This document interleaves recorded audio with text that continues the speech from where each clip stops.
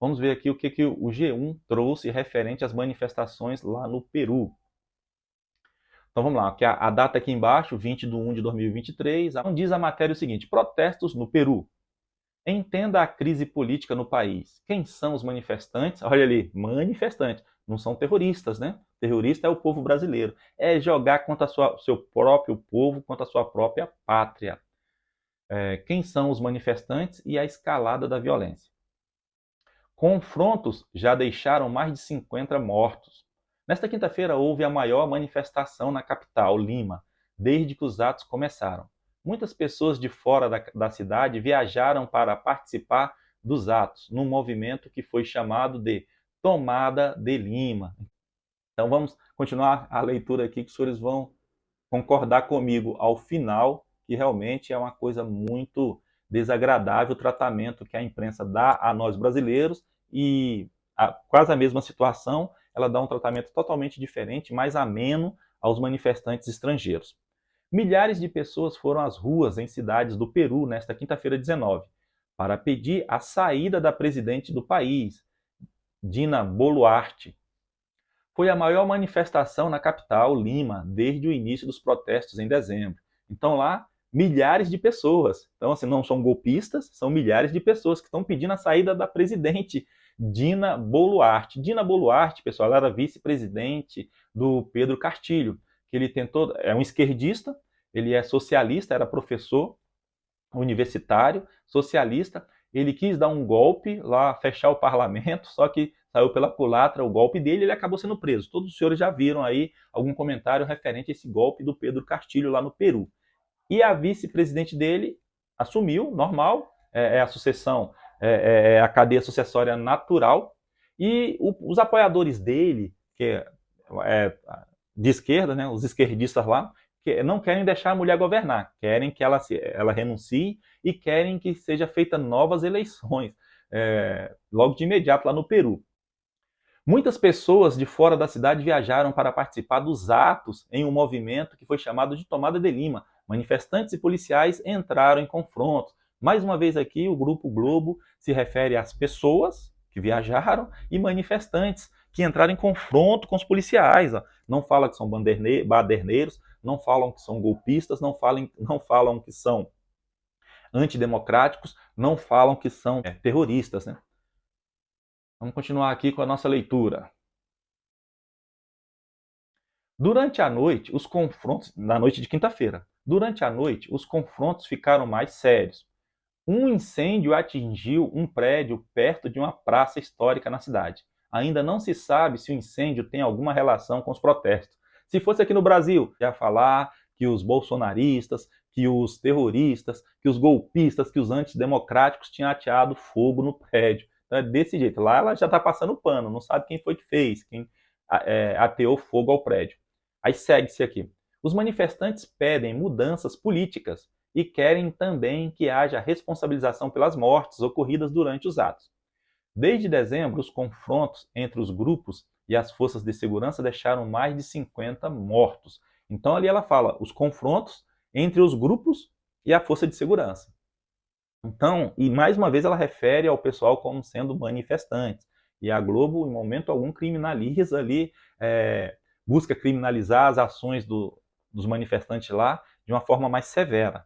É uma covardia muito grande. Ela usa todo esse poderio dela de comunicação para nos criminalizar. E criminalizar, ainda mais imputar o crime de terrorismo, que não tem nada a ver, não tem, a tipificação não está ali na Lei 13.260, que é a lei que tipifica as condutas terroristas aqui no país.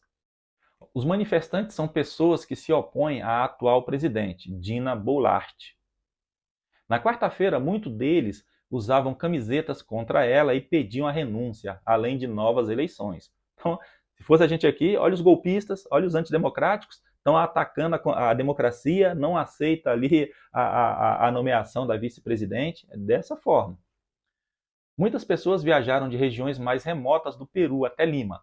Parte dos manifestantes tem a mesma origem de Pedro Castilho, o presidente removido do cargo em dezembro. Comunidades rurais nas montanhas dos Andes. Então, ali, aquele pessoal lá, os agricultores, aquelas pessoas menos favorecidas, que moram muitas vezes em locais de difícil acesso, né? Onde os protestos mais acontecem? Até quinta-feira, quando houve a tomada de Lima, os protestos ocorriam principalmente no sul do país, que é mais pobre e politicamente mais de esquerda que o resto do Peru. As regiões do sul também foram o epicentro e o local da pior violência.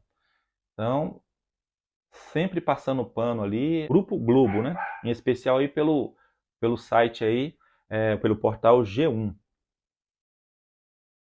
Os manifestantes querem a renúncia de Boluarte, o fechamento do Congresso, uma nova Constituição e a libertação de Castilho. Olha o que eles querem e são tratados pela Globo, pelo Grupo Globo, como os manifestantes. Estão falando que os manifestantes querem a renúncia de Boluarte, o fechamento do Congresso. Olha aí, imagina que se a gente estivesse pedindo o fechamento do Congresso aqui, olha, a gente simplesmente estava pedindo, a gente segue pedindo a manutenção da nossa democracia, a proteção da nossa Constituição e o respeito às nossas liberdades e também aos nossos direitos individuais e coletivos. É isso que tem se pedido aqui nesses movimentos que acontecem no Brasil e que está duramente sendo criminalizado de atos terroristas. Então, assim, os senhores perceberam aí qual a medida que eles estão tomando aqui, e essa medida é diferente para o mesmo ato que acontece lá no Peru, né? Mesmo ato, assim, entre aspas, né? Lá, infelizmente, já morreram mais de 50 manifestantes. E lá eles pedem o fechamento do Congresso, pedem uma nova Constituição e a libertação do presidente deposto, Pedro Castilho. Também houve marchas que pedem o fim da agitação política.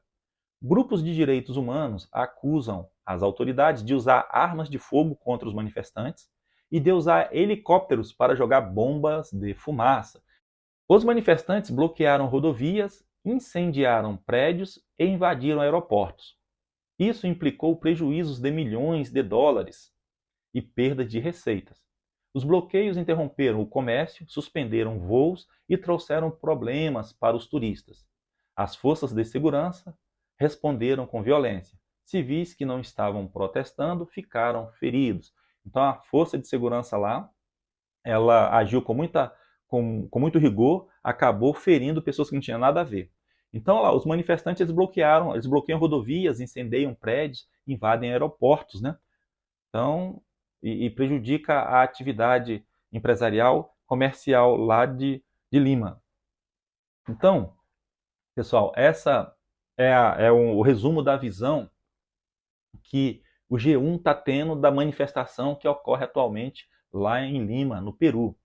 E os senhores puderam perceber, né? O tratamento totalmente diferenciado do que esse mesmo grupo atribui a nós aqui no Brasil.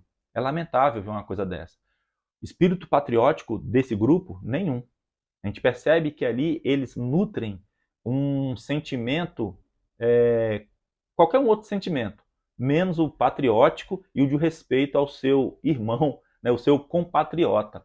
Porque para criminalizar a gente da forma que eles estão fazendo aí, senhoras idosas, 80 e poucos anos, 90 e poucos anos, pessoas com deficiência, com dificuldade de mobilidade, sendo criminalizada desta forma, é muito triste mesmo.